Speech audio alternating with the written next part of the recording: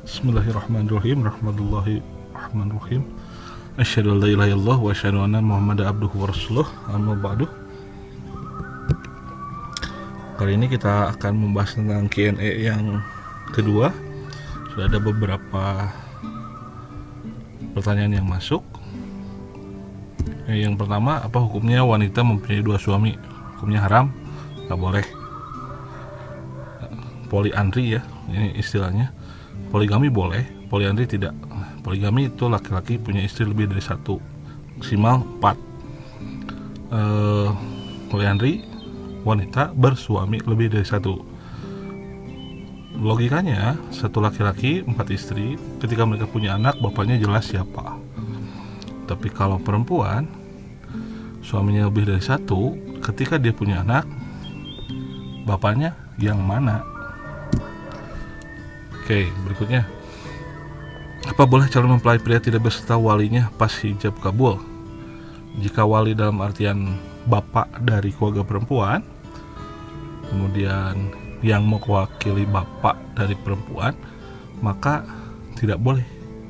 Jadi nikah akan terjadi jika ada pengantin, ada wali, ada saksi, ada ijab, ada mahar. Ketika salah satu syarat itu hilang, maka pernikahan tidak akan terjadi. Tapi jika pertanyaan ini maksudnya bapak dari laki-laki, nah, itu sah-sah saja, boleh-boleh saja bapak laki-laki tidak hadir pada pernikahan anaknya. Pak, di mana dijodohkan oleh orang tua, terus orang yang dijodohkan itu kepaksa tidak sepenuh hati karena takut kecewa yang ortu, gimana?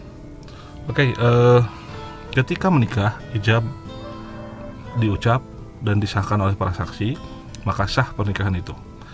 Ketika sudah sah, maka status berubah dari pacar, mantan pacar, ataupun perjodohan. Status itu semua hilang. Yang ada adalah suami dan istri.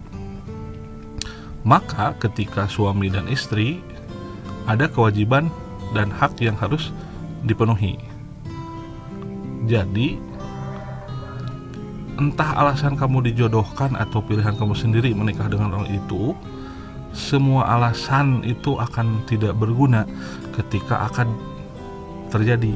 Karena yang terjadi adalah kehidupan baru suami dan istri. Sepenuh hati atau tidak, ketika semua penuh hati, maka pernikahannya akan berkah. Ketika setengah hati, ya berkahnya mungkin tidak akan didapat di awal-awal pernikahan. Kalau dalam pernikahan terdapat kekerasan, apakah istri boleh minta cerai? Boleh. Nah, dalam istilah perceraian disebut dengan khulu. Khulu itu adalah ajuan perceraian oleh istri terhadap suami karena berbagai alasan, salah satunya kekerasan. Nah, tapi dalam khulu ini ada syarat. Salah satu syarat utamanya adalah mas kawin. Ya. Perempuan ketika meminta cerai dari suaminya karena alasan yang sangat masuk akal, ya, satu. Yang kedua, dia harus mengembalikan 100% mas kawin yang pernah diberikan suaminya. Makanya kemarin dalam pembahasan mas kawin tidak boleh berat, tidak boleh ringan. Mas kawin itu harus diminta oleh perempuan. Mas kawin itu harus benda yang kekal, artinya umurnya panjang. Ya, jangan yang umurnya pendek, misalkan ya kerupuk gitu. Ya, Anda minta mas kawin kerupuk 5 kintal gitu. Mending mana ya, dibayar mas kawin 5 kintal atau emas 5 gram gitu. Ya kalau dibanding-banding tetap aja mending emas gitu. Karena ketika terjadi percekcokan, kemudian terjadi kekerasan, si istri minta cerai, dia harus mengembalikan mas kawin sesuai yang diberikan oleh suaminya. Kalau uang untuk biaya kehidupan rumah tangga, apa boleh istri ikut kerja? Boleh, ya, boleh, selama suaminya mengizinkan. Jadi untuk masalah pekerjaan, masalah hal yang akan dilakukan istri harus seizin suami. Ya. Kenapa? Karena pernikahan itu adalah perpindahan hak hukum atau tanggungan hukum dari bapaknya ke suaminya. Ketika menikah, hak hukumnya itu pindah. maka kuasa ada di suami. Jadi apapun yang ingin perempuan lakukan harus sepengetahuan dan seridho suami. Kalau suami tidak mengizinkan istri untuk bekerja tapi biaya kehidupan tidak cukup, apa yang harus dilakukan? Ya, paling gampang minta bantuan orang tua. Tapi masa ya minta bantuan orang tua? Oke, yang harus dilakukan adalah bujuk, ajak dialog suami gitu, sampai dia memberikan izin, kecuali memang dia bisa memenuhinya. Misalkan kamu kasih tenggat gitu, jika dalam waktu 1 bulan ini tetap tidak terpenuhi, maka saya minta bulan depan izinkan saya bekerja gitu. Itu boleh dilakukan. Tapi ketika kekeh suami tidak mengizinkan, ya harap Anda bersabar. Bagaimana jika kita tidak menikah selama hidup kita? Terus hukumnya apa? Oke, tidak menikah dalam artian tidak dapat jodoh atau terlaku-laku mungkin. Ya, mungkin itu tidak masalah. Yang jadi masalah adalah ketika Anda berniat untuk tidak menikah. Ya, berniat untuk tidak menikah, berencana tidak menikah, itu tidak boleh dilakukan. Nabi mengatakan dalam sebuah hadisnya, nahan Nabi anit tabatul. Nabi SAW melarang at-tabatul. Tabatul itu adalah berencana untuk tidak menikah, membujang, melajang. Jika memang dengan berbagai usaha kamu tidak dapat jodoh juga gitu, walaupun itu tidak mungkin, maka tidak masalah. Tapi jika di awal memang rencana untuk tidak menikah seumur hidup, maka itu tidak boleh dilakukan. Kalau nanti di surga, apakah suami istri yang terpisah oleh maut bakal dipertemukan lagi? Ya, menurut para ulama katanya iya. Ya, kebetulan saya belum baca hadisnya, tapi cerita para ustadz seperti itu. Ya, mudah-mudahan saja ya. Nanti di surga kamu akan tahu ketemu atau tidaknya. Apakah pernikahan itu sah ketika seorang laki-laki menikahi wanita yang sedang mengandung anaknya, berbuat zina? Oke, di DP ya, memberikan DP duluan.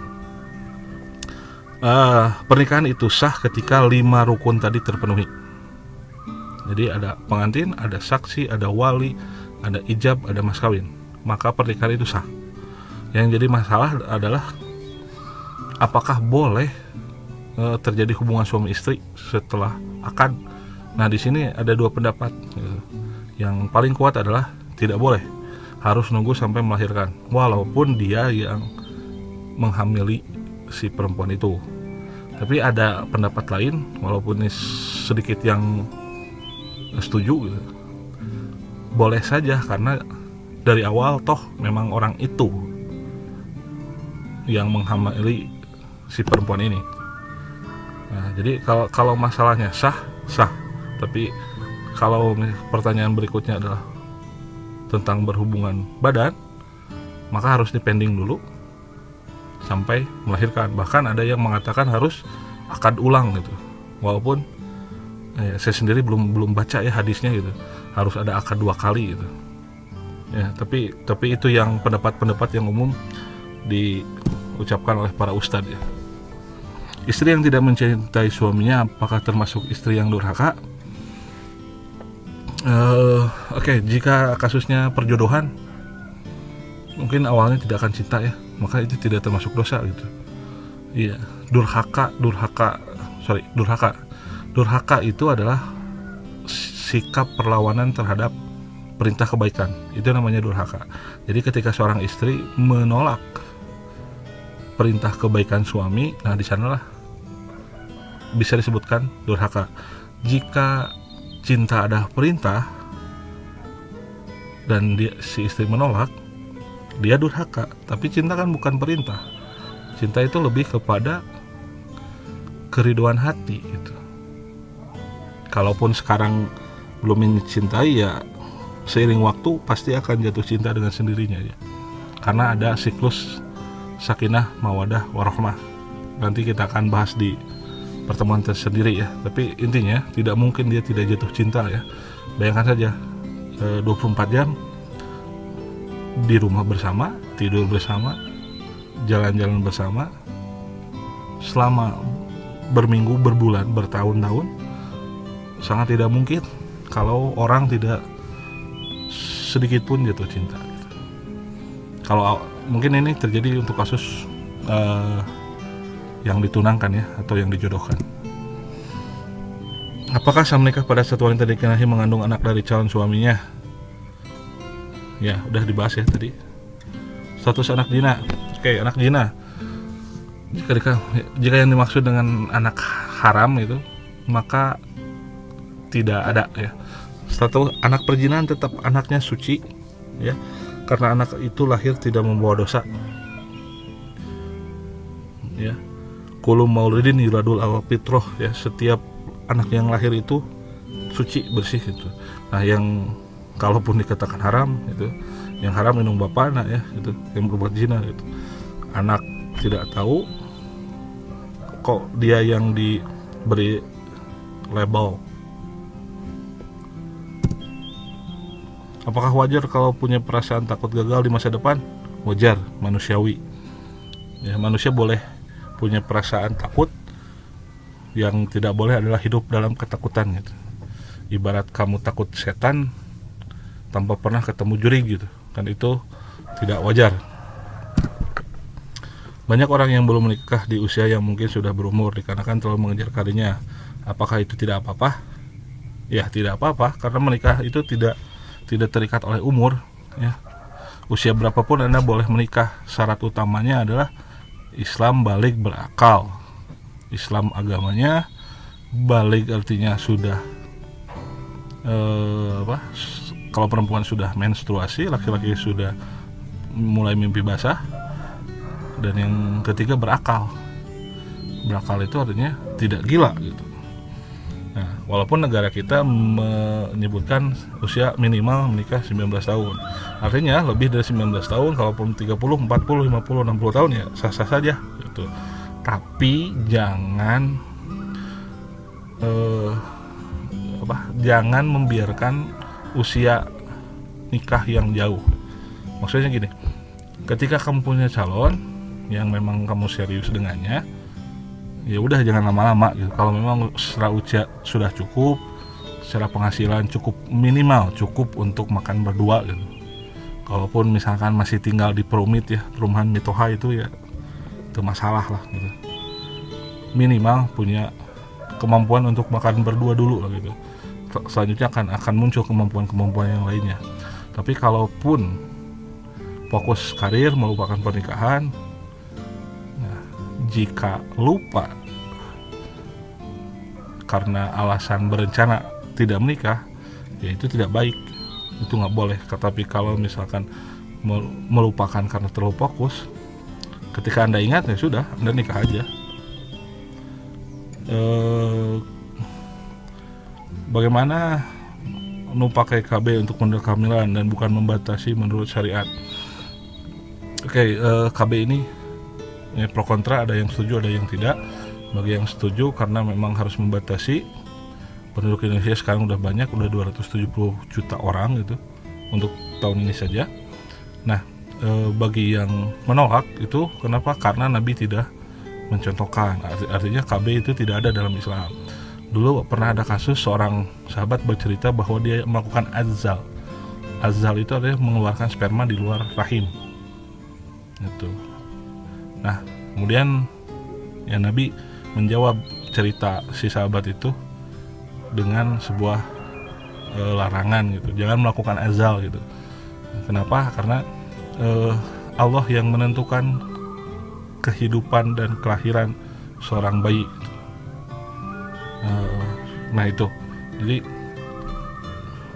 boleh-boleh saja pakai KB kalau Anda setuju, tidak juga tidak apa-apa. Emang malam pertama teh wajib atau henteu atau kedah kumaha? Oke, malam pertama tidak wajib ya. Mau artinya malam ketika kamu tidur bersama pasangan baru kamu ya, suami kamu, istri kamu, yaitu dengan sendirinya akan terjadi gitu. Nah, apakah si istimta itu, si bersenang-senang itu di malam yang pertama juga, ya itu boleh-boleh saja. Tidak di hari itu juga boleh gitu. Toh itu yang menentukan masing-masing. Artinya si pasangan suami istri yang menentukan kapan mereka mau gitu. Tapi pasti terjadi gitu. Malam pertama itu entah di minggu ini, di minggu depan. Yang disebut dengan malam pertama itu malam awal gitu. Kamu tahu hal itu, kamu melakukan hal itu. Oke, itu saja dari berbagai pertanyaan.